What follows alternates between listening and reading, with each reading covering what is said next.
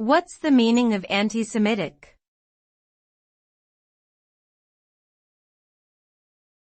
Anti-Semitic.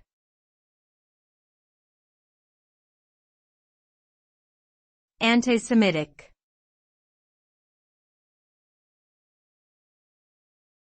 Anti-Semitic.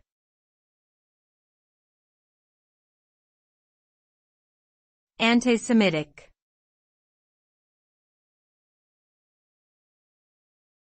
Anti-Semitic.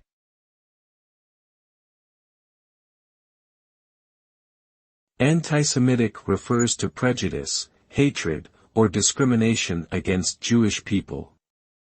This can manifest in various forms, such as verbal or physical attacks, exclusion from certain areas or positions, and unfounded beliefs and stereotypes about Jewish people. Such behavior is often rooted in historical prejudices and misconceptions about Jewish culture and religion. It can have devastating consequences for individuals and communities, leading to significant harm and trauma. Addressing and combating anti-Semitism requires understanding its origins and effects, and promoting tolerance, inclusion, and mutual respect between different peoples and cultures.